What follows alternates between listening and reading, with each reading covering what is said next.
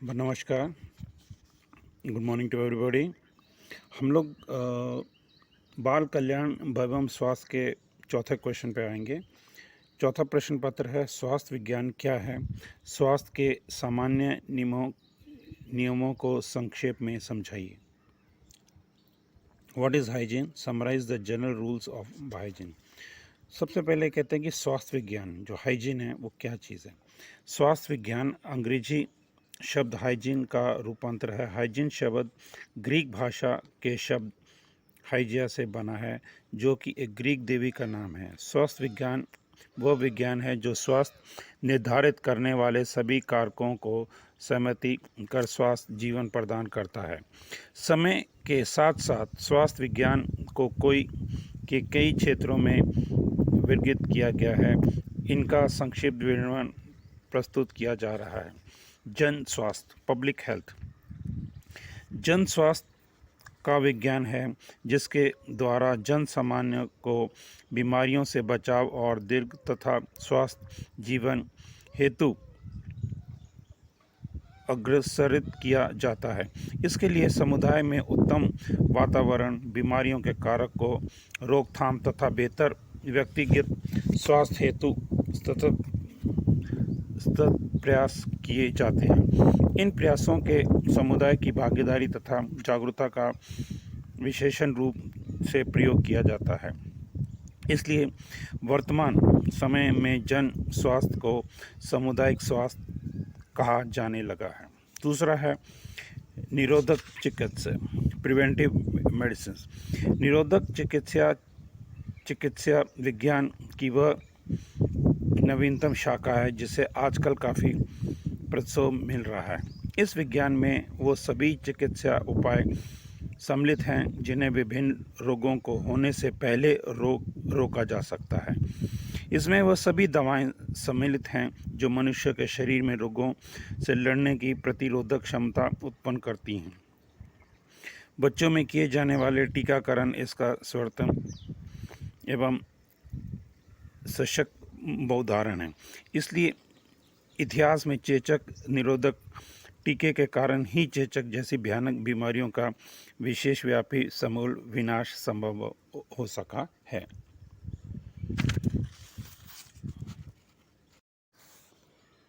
अगला है तीसरा पॉइंट है सामाजिक चिकित्सा, सोशल मेडिसिन। सामाजिक चिकित्सा मानव को समाज के एक ढंग के रूप में देखी जाती है जो कि इस वातावरण में जीवन निर्वाह करता है। ऐसे सभी सामाजिक पहलू जो विभिन्न बीमारियों के कारक हैं, उनका विवेचन एवं समाधान इस चिकित्सा विज्ञान में दर्शाया जाता है। चौथा है सामुदायिक चिकित्सा, कम्युनिटी मेडिसिन। वर्तमान में ऊपर दिए गए स्वास्थ्य के तीनों क्षेत्र जन स्वास्थ्य, निरोधक चिकित्सा एवं सामाजिक चिकित्सा को एक ही दायरे में रखकर नाम दिया गया है सामुदायिक चिकित्सा। इसके निम्नलिखित उद्देश्य हैं। किसी एक व्यक्ति की बीमारी पर केंद्रित न होकर बीमारियों को प्रमुखता देना जो समुदाय में बहुत अधिक लोगों में अथवा किसी वर्ग विशेष जैसे बच्चे, गर्भवती महिलाएं आदि का प्रभावित करती हैं।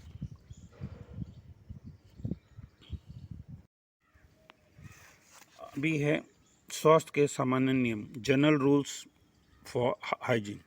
मनुष्य को स्वस्थ रहने के लिए कुछ सामान्य बातों पर प्रत्येक क्षण विशेष ध्यान की आवश्यकता होती है।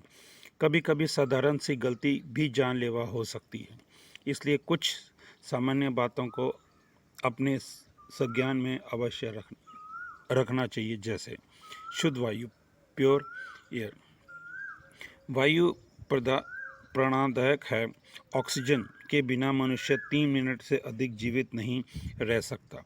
इसलिए अतिरिक्त हम प्रत्येक क्षण बाहरी वायु को श्वास द्वारा अंदर लेते हैं। अर्थात अगर ये वायु दूषित होगी तो उसका ये प्रदूषण हर क्षण हमारे शरीर में प्रवेश करता रहेगा और एकत्रित होकर कई तरह की बीमारियां उत्पन्न कर सकता है। इसलिए शुद्ध वायु चाहिए। अधिक समय तक दूषित वायु के संपर्क में गंभीर परिणाम हो सकते हैं।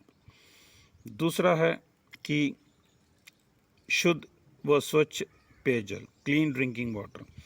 जल मनुष्य की एक अनिवार्यता है। बिना जल जीवन निर्वाह करना एक दिन के लिए भी दुष्कर है।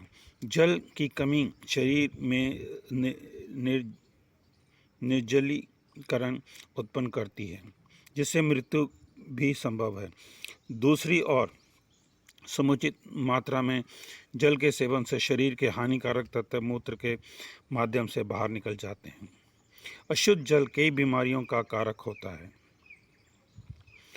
कई जीवाणु विषाणु जल में ही पनपते हैं तथा जल के द्वारा ही शरीर में प्रवेश कर जाते हैं और बीमारियां जैसे हैजा, टाइफाइड आदि फैलते हैं।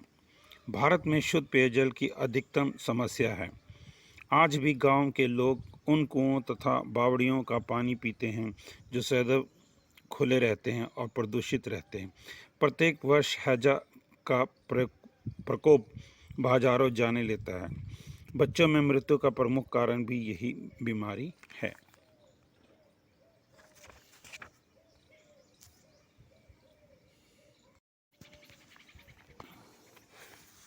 आगे जो तीसरा जो पॉइंट है वो है क्लीनिनेस, स्वच्छता। स्वच्छता स्वास्थ्य का पहला चिन्ह है। स्वच्छ शरीर अपने ऊपर रोगाणुओं का हमला नहीं होने देता। इसके लिए परम आवश्यक है कि प्रतिदिन स्नान किए जाए, शौच आदि के पश्चात हाथों को अच्छी तरह साबुन से साफ किया जाए। स्वच्छ व धुले कपड़े प्रतिदिन धारण किए जाएं। अपने अंग जैसे नाखून, दांत, बाल आदि की नियमित सफाई की जाए। इसके अतिरिक्त वातावरण ही स्वच्छता पर भी विशेष ध्यान देने की आवश्यकता है। हमारा निवास स्थल विशेष रूप से रसोई पूर्ण स्वच्छ होनी चाहिए। ये आवश्यक है कि घर के आसपास गंदगी एकत्रित नहीं हो व साथ साथ घर व मोहल्ले का कूड़ा निरंतर भी सामान्य अनुसार सही तरीके से होना चाहिए। अगला पॉइंट है चौथा, एक्सरसाइज, व्यायाम जिसे हम कहते हैं। प्रत्येक व्यक्ति को प्रतिदिन थोड़ा व्यायाम करना आवश्यक है। इससे सभी मांसपेशियां सुचारू रूप से कार्यरत रहती हैं तथा रक्त संचार सही रहता है। नियमित व्यायाम के वृद्ध व्यवस्था में भी मनुष्य निरोगी एवं चुस्त दुरुस्त रह सकता है तथा अपने सभी कार्य स्वयं ही पूर्ण करता है। व्यायाम व्यक्ति की भूख बढ़ाता है तथा खाए गए भोजन को सर्वोत्तम अंगीकरण करता है, ये पचाता है। व्यायाम करते समय विशेष रूप से ध्यान रखना चाहिए कि जितना हमारा शरीर सामान्यतः वहन कर सकता है उतना ही व्यायाम करना चाहिए। अधिकतम व्यायाम हानिकारक हो सकता है। अच्छा होगा कि व्यायाम के विषय में विशेषज्ञ का परामर्श लिया जाए कि कब और कितना व्यायाम करना है अथवा बिल्कुल नहीं करना है। कुछ विशेष परिस्थितियां जैसे गर्भवती महिलाएं हैं, रक्तचाप के रोगी व अन्य के लिए ये आवश्यक है। तो अपने शरीर की क्षमता के कहने का मतलब है कि अपने शारीरिक क्षमता के अनुसार ही हमें व्यायाम करना चाहिए। आगे बढ़ते हैं। सूर्य की रोशनी, सनलाइट।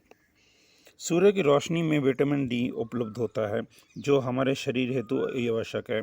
ये कई प्रकार के चर्म रोगों से बचाता है तथा हड्डियों को पुष्ट करता है।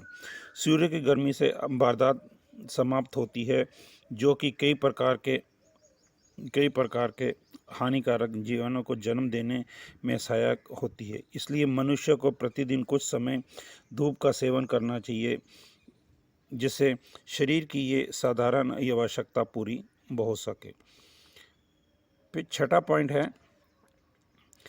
पर्याप्त पौष्टिक आहार, न्यूट्रिशियस डाइट। प्रत्येक व्यक्ति को स्वस्थ रहने के लिए आहार की आवश्यकता होती है। मनुष्य का आहार ऐसा होना चाहिए कि वह शरीर की न्यूनतम पोषण आवश्यकताएं पूर्ण कर सके। बच्चों के आहार में दूध का विशेष महत्व है। 3 माह से कम आयु के बच्चों के लिए मां का दूध ही पर्याप्त है।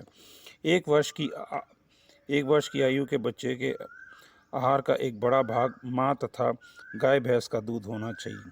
गर्भवती स्त्रियों के आहार में भी दूध को शामिल अवश्य करना चाहिए। वैसे प्रत्येक आयु में दूध का सेवन लाभप्रदायक एवं आवश्यक है।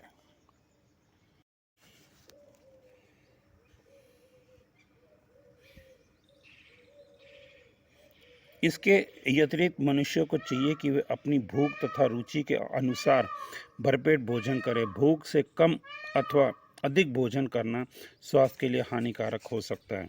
भोजन में दालें, हरी पत्तेदार सब्जियां उचित मात्रा में शामिल होनी चाहिए। प्रत्येक भोजन में सभी भोजन संयुक्त व्यक्ति की शारीरिक आवश्यकताएं, क्रियाशीलता के स्तर तथा स्वास्थ्य की स्थिति के अनुरूप अवश्य सम्मिलित किए जाने चाहिए। दैनिक संतुलन आहार तालिका कई जगह ये उपलब्ध रहती है। अगला जो पॉइंट है वह है निद्रा, स्लीप। सामान्य मनुष्य को 6 से 7 घंटे की निद्रा की आवश्यकता होती है। मनुष्य को चाहिए कि सोने से पहले अपने मस्तिष्क से सभी परेशानियों को दूर कर आराम की नींद सोए। नींद ना आने के कारण शरीर में कई रोग उत्पन्न हो जाते हैं, जिसे हृदय रोग और मनोरोग अत्यधिक घातक सिद्ध हो सकते हैं। सामान्य सोने का समय रात्रि का ही है, परंतु किसी कारणवश रात्रि में नहीं सोया जा सकता तो दिन में समय में नींद पूरी करना आवश्यक है। दोपहर के भोजन के बाद हल्का आराम लाभदायक हो सकता है। इसी के साथ प्रश्न 4 खत्म होता है।